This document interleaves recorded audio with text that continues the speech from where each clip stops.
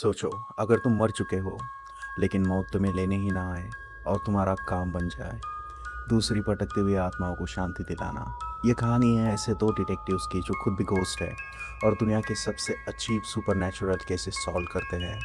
और उनका पहला केस ही उन्हें एक ऐसी मिस्ट्री तक ले जाता है जो सिर्फ घोस्ट ही नहीं बल्कि डीमंस, विचेस और मौत से जुड़ी हुई है।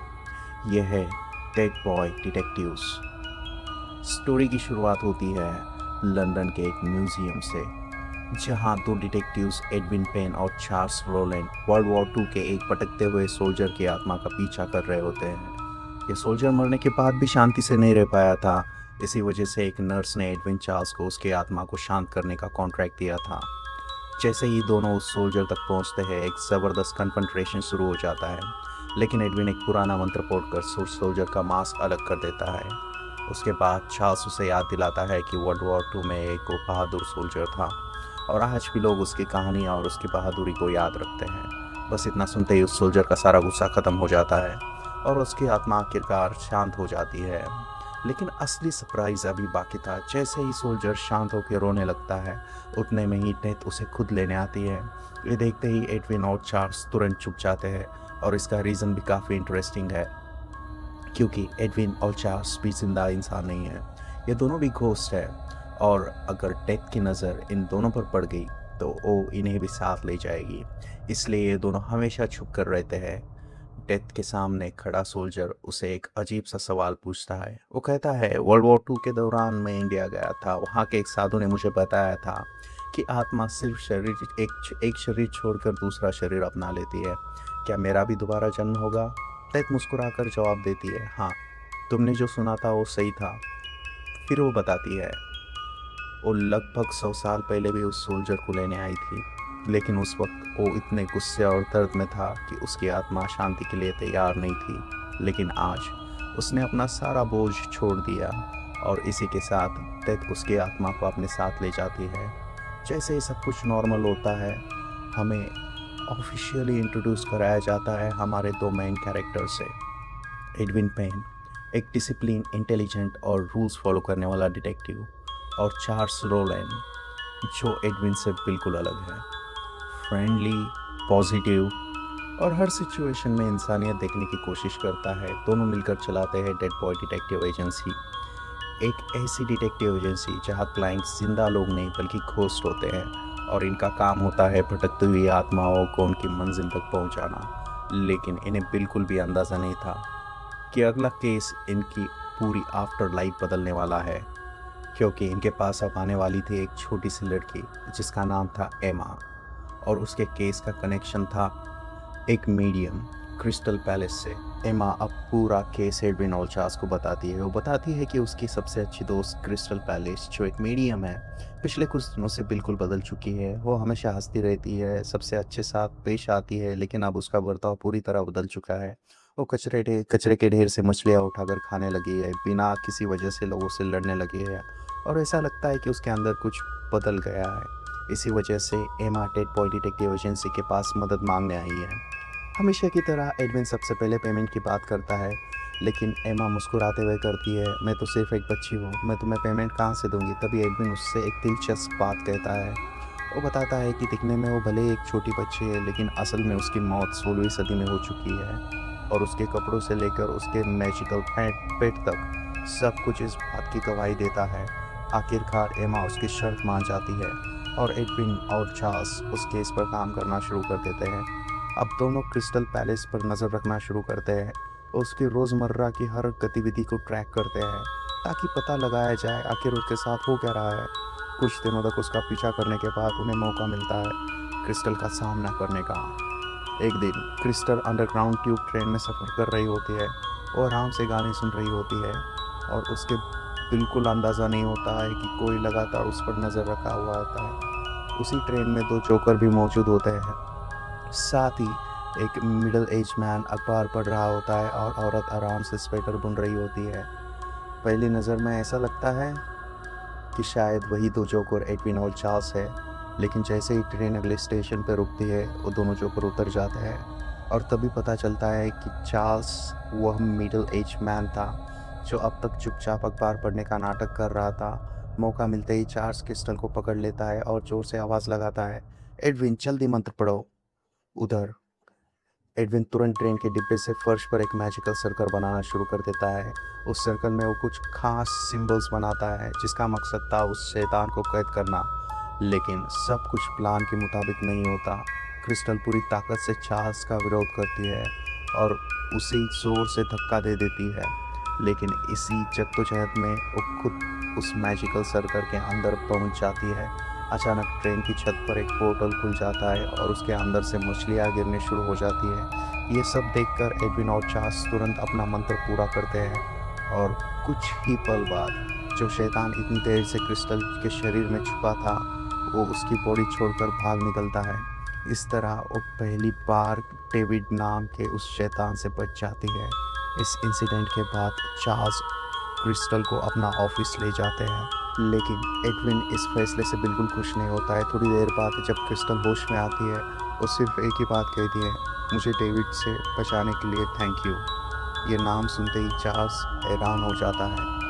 वो पूछता है, जिस शैतान ने तुम्हें पजेस किया था उसका नाम डेविड था? और क्रिस्टल सिर्फ हाँ में सिर हिला देती है। फिर चार्ल्स उसे बताता है कि वो एक डेड बॉय डिटेक्टिव है और उनका काम है भटकती हुई आत्माओं के अधूरे काम पूरे करना और उन्हें शांति दिलाना। लेकिन क्रिस्टल की याददाश्त अभी भी पूरी तरह से वापस नहीं आई होती है और यहीं से इस कहानी की असली मिस्ट्री और भी गहरी होने लगती है। क्रिस्टल अभी भी अपनी खोई हुई यादों को जोड़ने की कोशिश कर रही होती है। उसे सिर्फ इतना याद है कि डेविड का नाम एक शैतान उसकी ज़िंदगी से जुड़ा है, लेकिन उसके अलावा सब कुछ धुंधला सा पड़ा हुआ है। उधर एडविन भी इस बात से खुश नहीं होता है कि चार्ल्स ने क्रिस्टल को उनके ऑफिस में रहने की इजाज़त दी है। लेकिन इससे पहले दोनों में बहस आगे बढ़े उसी वक्त उनके पास नया केस आ जाता है। हमेशा की तरह मेल मैन एक नई फाइल लेकर आता है। इस बार ये मामला मिसिंग लड़की का होता है। उस लड़के का नाम है बेकी एस्पेन। कई दिनों से वो लापता है और उसके परिवार को कोई उम्मीद नहीं बची है कि वो कभी वापस आएगी। उधर क्रिस्टल आराम से मेल देख रही होती है, लेकिन जैसे ही वो बेकी स्पेन वाला पोस्टर हाथ में उठाती है अचानक उसके सामने सब कुछ बदल जाता है। वो एकदम से ट्रांस स्टेट में चली जाती है। उसकी आंखों के सामने एक छोटी लड़की दिखाई देती है और उसके साथ एक बहुत बड़ा स्नेक। ये विजन इतना अचानक था कि कुछ पल के लिए क्रिस्टल खुद भी घबरा जाती है। जब उसका विजन ख़त्म होता है वो तुरंत एक बात कहती है, बेकी मरी नहीं है, वो अभी भी जिंदा है। यह सुनते ही एडविन और चार्ल्स दोनों चौंक जाते हैं, क्योंकि अब तक सबको यही लगता था कि बेकी की मौत हो चुकी है। लेकिन अगर क्रिस्टल की साइकिक पावर सही है तो इसका मतलब ये सिर्फ मिसिंग पर्सन केस नहीं है, बल्कि किसी ने बेकी को कहीं कैद कर रखा है। जांच आगे बढ़ती है तो पता चलता है कि Becky United States of America में है। ये सुनते ही एडविन तुरंत मना कर देता है। वो यूके छोड़कर बाहर नहीं जाना चाहता है। उसके पास अपने कारण है और वो किसी भी हाल में ये सफ़र नहीं करना चाहता है। लेकिन चार्ल्स उसे समझाता है कि अगर सच में बेकी अभी भी ज़िंदा है तो उसे बचाना उनका फ़र्ज़ है।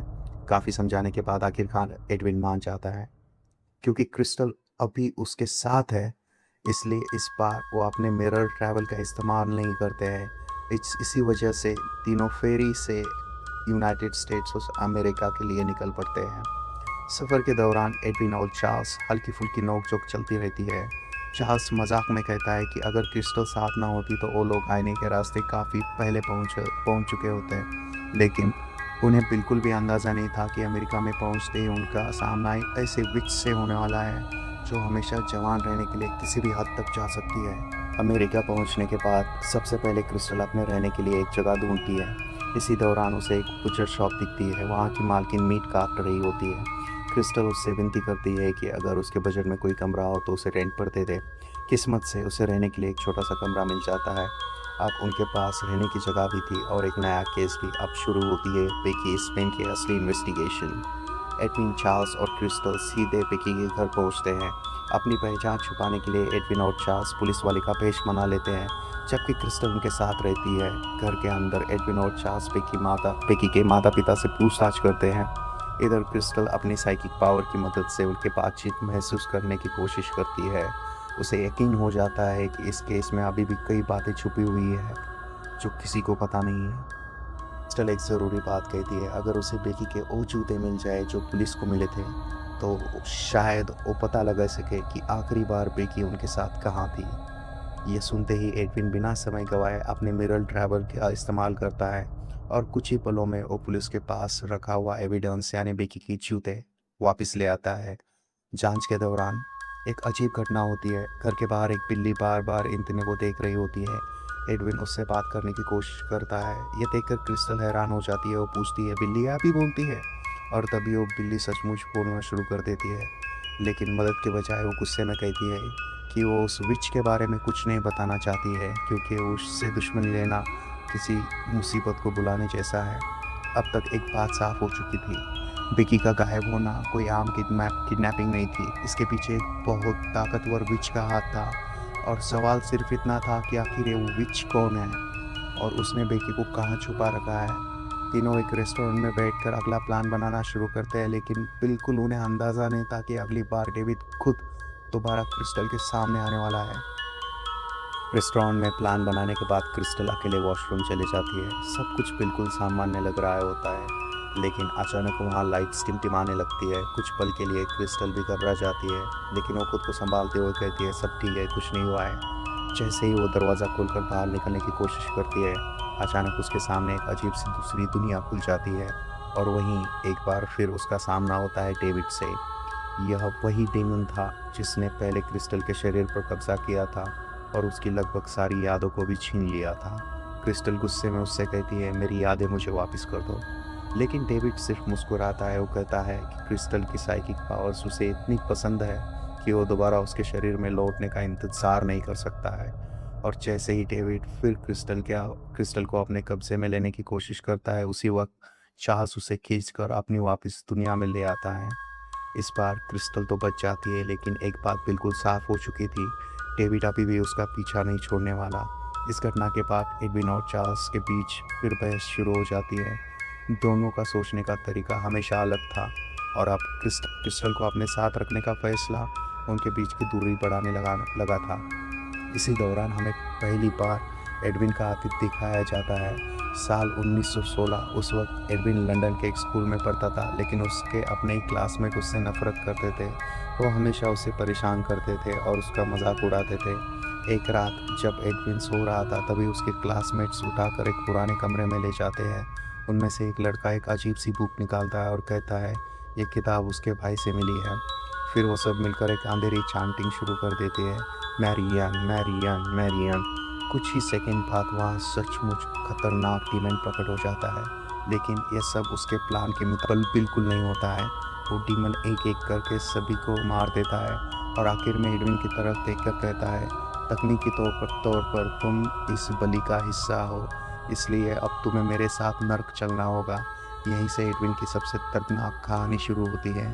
वो डीमन उसके साथ सीधे हेल ले जाता है, जहाँ एडविन पूरे 70 साल तक फंसा रहता है, और शायद इसी वजह से आज भी वो हर फैसले में हर कदम पर इतना सतर्क रहता है। लेकिन उसे बिल्कुल भी अंदाज़ा नहीं था, इस बार जिस विच का सामना करने जा रहा था वो भी उतनी ही खतरनाक थी। एडविन अब उस बोलने वाली बिल्ली को दोबारा ढूंढता है। इस बार वो अपने साथ एक मछली भी लाया होता है। जैसे ही बिल्ली उसके पास आती है, एडविन एक मैजिकल बाइंडिंग स्पेल इस्तेमाल करता है और उस बिल्ली को रोक लेता है। बिल्ली गुस्से में चेतावनी देती है कि बिल्ली पर जादू करना उसे बहुत महंगा पड़ सकता है, लेकिन एडविन सिर्फ एक ही बात जानना चाहता है, उस विच के बारे में। आखिरकार बिल्ली सच बता देती है। उस विच का नाम है एस्थर फिंच। वो हमेशा जवान रहने के लिए छोटी छोटी लड़कियों को कैद करती है, फिर उनकी ज़िंदगी की ऊर्जा चूस कर खुद को हमेशा जवान बनाए रखती है। उधर क्रिस्टल भी अपनी खोई हुई यादों को जोड़ने की कोशिश कर रही होती है। वो एडविन और चार्ल्स को बताती है कि लगभग 3 महीने पहले लंदन के एक बार के बाहर उसकी मुलाकात एक लड़के से हुई थी। दोनों धीरे धीरे करीब आए। वो लड़का उसी का बॉयफ्रेंड बन गया।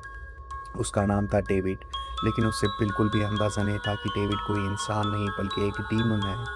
अब तीनों का अगला निशाना एस्थर फिंच का घर, यही कहीं बेकी स्पेन कैद थी। योजना के मुताबिक क्रिस्टल एस्थर को किसी बहाने से घर के बाहर भेज देती है, और इसी मौके का फ़ायदा उठाकर एडविन और चार्ल्स उसके घर अंदर घुस जाते हैं। घर के अंदर उन्हें एक कैद हुआ कौवा मिलता है। उसे आज़ाद करने के बाद एडविन को एक छुपा हुआ मैजिकल रास्ता दिखाई देता है। चार्ल्स उसे रोकने की कोशिश करता है, कोई एस्टर किसी भी वक्त वापस आ सकती थी।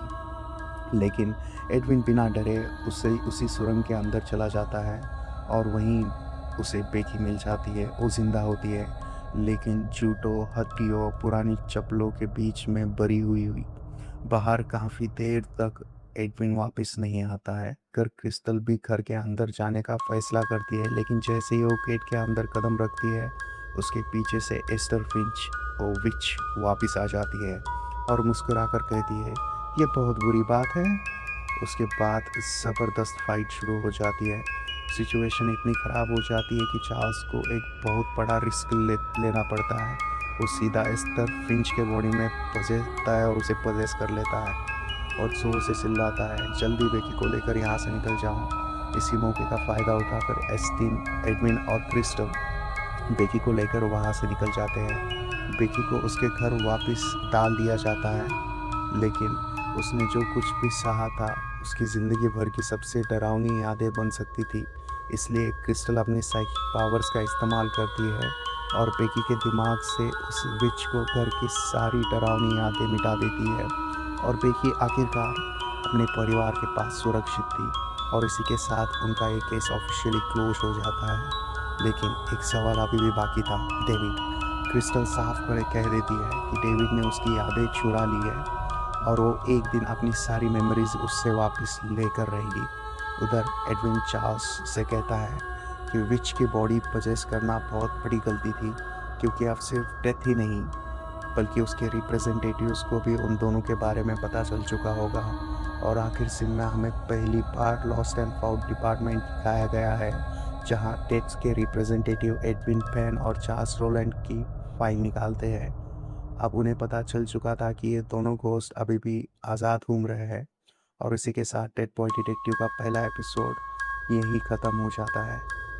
अगर तुम्हें लग रहा है कि ये केस ख़त्म हो गया है तो बिल्कुल गलत सोच रहे हो, क्योंकि अगले एपिसोड में ना सिर्फ डेविड वापस आने वाला है बल्कि डेड के रिप्रेजेंटेटिव्स भी एडविन और चार्ल्स और करीब पहुंचने वाले हैं। और यकीन मानो, असली कहानी अब शुरू होती है।